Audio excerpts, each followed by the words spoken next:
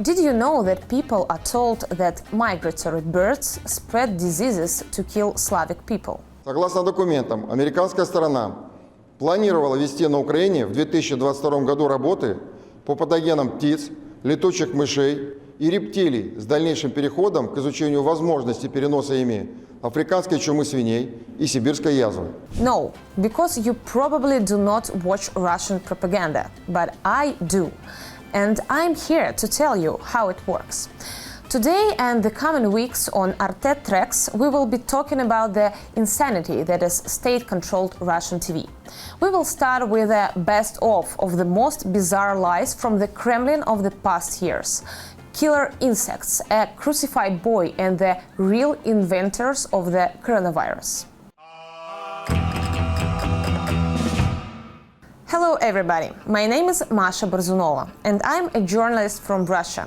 For 8 years I've been working for a Russian independent TV channel Dozhd, also known as TV Rain. I was working there as a reporter, and during the past couple of years I had my own show called Fake News, where me and my colleagues were exposing Russian fakes and the propaganda of the Russian state media. Привет, дорогие зрители Fake News! Мы вас никогда не обманываем, поэтому ровно в 5 часов вечера мы вышли в эфир, как и обещали вам. Здравия желаем! But everything has changed. After Russia has started the war in Ukraine, almost all independent media were banned in my country, and I became a foreign agent. This is a label given to independent journalists and activists by the Russian government. This is our first international edition of Fake News. Follow us into the world of Putin's propaganda. Может быть Гитлер и может быть Сталин. Вот они баловались. Так вы хотите реанимировать вот эти абсурды середины прошлого столетия? А проект это спасение Украины. Проект а вы это Россия прекрасно это понимаете. Украина, да? Проект пересмотр границ. During the war, the amount of the Russian TV shows that tackled social and political issues has multiplied. Here are some numbers for you. On the most popular Russian TV channel, Первый канал, Channel 1, it starts right in the morning. News and political talk shows run for more than 11 hours non-stop. During the 3 months of the war, the main Russian propagandist was on air for 218 hours, but we will talk more about him in just a few moments. I watch Russian state TV on a daily basis because I want to know and understand how they are deceiving and lying to Russian citizens. And if one looks at it all closely, one will understand how the government has been preparing Russians for the war with Ukraine and the whole world.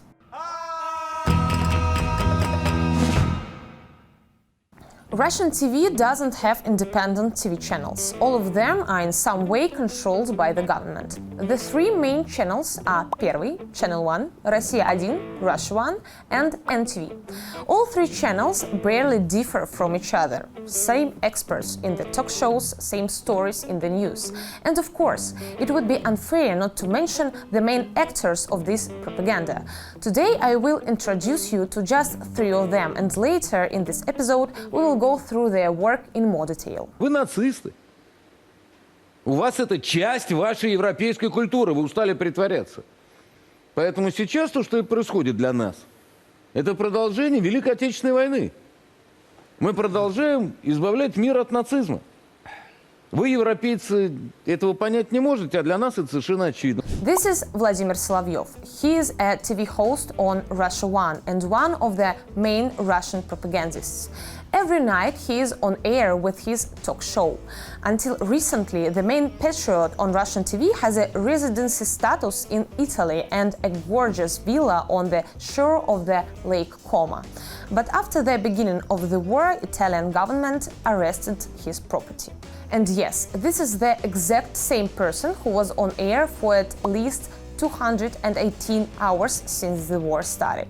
But let's move on. Соединенные Штаты анонсируют, что победа над Украиной, победа в спецоперации нашей, будет победой над Соединенными Штатами. Ну, они сами попросили. Придется это побеждать. И повышает ставки. Их талибы только что победили на глазах у всего мира. Я об этом и хочу сказать, что второй раз администрация вот эта такого позора не переживет. То есть Посейдоны? Владимир, ну почему сразу Посейдоны? Ну можно помучиться немножко. Потому что... And this is Margarita Simonyan, editor-in-chief at Russia Today. You have definitely heard about this channel. After RT was banned in Germany, Russian government in reply closed Deutsche Welle. Simonyan is a common guest in Solovyov's studio. She welcomed the war in Ukraine with excitement and big hopes. Это стандартная репетиция парада. Просто в этом году решили парад проводить в Киеве. Да и Россия – единственная страна в мире, которая реально способна превратить США в радиоактивный пепел. Here is another classic of Russian propaganda, Dmitry Kiselyov. He is the permanent host of the evening news show on Россия-1, Russia 1, called Вести недели, News of the Week. At the same time, he is the CEO of the news agency Россия сегодня, Russia Today, but not to be confused with RT. During the war, Kiselyov was also publicly threatening with a nuclear strike. This time around, his threats were addressing the UK. Зачем грозить ядерным оружием бескрайней России, сидя на, в общем-то, маленьком острове? Остров столь мал, что лишь одной ракеты «Сармат» достаточно, чтобы его утопить раз и навсегда. Have you ever heard about a boy who was crucified in 2014 by Ukrainian soldiers in the Ukrainian city Slavyansk? You probably haven't, because this boy never existed. He only existed in the eyes of Russian propagandists who have created this story. Мальчика на доске объявления распяли, ножом порезали, а маму заставили смотреть, пока она... Это я лично своими глазами видела. Это я видела. Пока ребенок умирал, а потом маму до танка и по площади возили. Crucified boy became the main fake in the informational warfare against Ukraine. This story was aired on Channel 1 on July 11, 2014. The female reporter came to a refugee camp that was located in the Rostov region after the war in Ukraine started 8 years ago. There, Galina Pashniak, a female refugee who is also the wife of one of the separatists of the self-proclaimed Donetsk People's Republic, told the Channel 1's reporter the story about Ukrainian soldiers who executed a boy and his mother. She mentioned that she has seen it all with her own eyes. This story was aired on Channel 1 3 times. Центр города – это площадь Ленина, у нас горисполком, и с одной стороны это единственная площадь, куда можно согнать всех людей. На площади собрались женщины, вообще-то потому что мужиков больше нету, женщин, девочек, стариков вот этих и все. И это называется показательная казнь. Взяли ребенка 3 лет, мальчика маленького, в трусиках, футболке, как Иисуса, на доску объявления прибили. Один прибивал, 2 держали. But the journalists who were working in Slavyansk these days and spoke to the locals couldn't confirm the story in any way. No one had seen it. Very quickly it became clear that this story was completely made up. 8 years later, we still don't have neither the boy's name nor any other evidence from witnesses. But let's move on to the next story. Все это выглядит так, будто кто-то из Пентагона перечитывал на ночь отрывки из Библии. Ветхий Завет, книга Исход, глава 8. И явились мошки на людях и на скоте.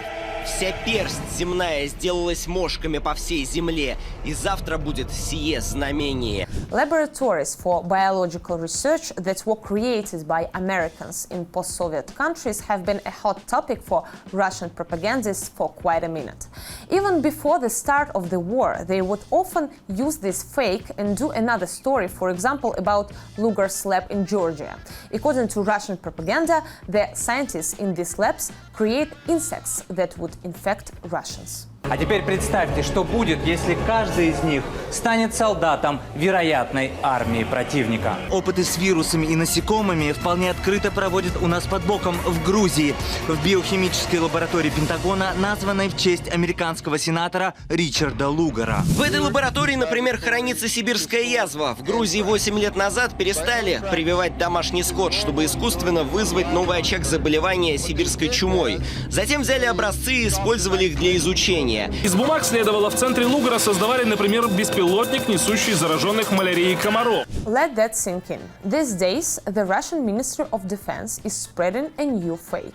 They claim a biological weapon was created in Ukrainian research labs. В ходе проведения специальной военной операции вскрыты факты экстренной зачистки киевским режимом следов, реализуемой на Украине военно-биологической программы, финансируемой Минобороны США. Полученные документы подтверждают, что в украинских биолабораториях в непосредственной близости от территории России осуществлялась разработка компонентов биологического оружия. Is there evidence, for example, they show researchers about bird flu and how different animals spread various diseases that were explored by Ukrainian scientists? In other words, standard research studies that are being explored everywhere around the world. Speaking of American labs, are also targeted by Russian propagandists quite often. And that's our third fake today. Но почему тут же возникли вопросы об искусственном происхождении вируса и почему китайцы обратились к российским специалистам по бактериологическому оружию? Об этом в материале нашего корреспондента Дмитрия Вахницкого. Одни из тех, кто наиболее пристально изучают возбудители смертельных болезней в США, биотехнологии двойного назначения. Можно лечить, можно убивать. Propagandists would quite often come up with stories about how coronavirus was invented in the American labs, and they would quite often blame Bill Gates for it. Еще интереснее выглядит вот этот патент. Он утвержден 20 ноября 2019-го. Финансируемый британским правительством институт Пирбрайта, согласно документу, получил эксклюзивное право на разработку коронавируса. Официально, чтобы создать лекарство для домашней птицы. И вновь Билл Гейтс. Back then, the vaccines that the scientists were working on didn't evoke much trust in minds and hearts of the Russian propagandists, because this is how one can secretly implant a chip. А теперь просто пофантазируем. Все население планеты получило чип-вакцину Гейтса от коронавируса. И что дальше? Если, например, ты не угоден этой системе, которую они хотят построить, то тебя можно от нее отключить нажатием одной кнопки. И ты будешь лишен средств к существованию. Тебе будет просто не выжить. Я повторяю, это не прививка в нашем понимании, это чипирование. You may already know these myths from your local conspiracy theorists, but this was not some obscure YouTube channel. All these stories were aired on official Russian TV. This was at the beginning of the pandemic, at that time when numbers of Russia's COVID cases were quite low. They had to mend their ways later, at the time when it was already impossible to treat the disease as a joke. You probably are wondering, how much money is being spent on this propaganda? Well, I got some more numbers for you. Every year, government spends millions of euros on the media. For example, Russia Today. Based on the official information, this year, RT alone has received more than 400 million euros from the government.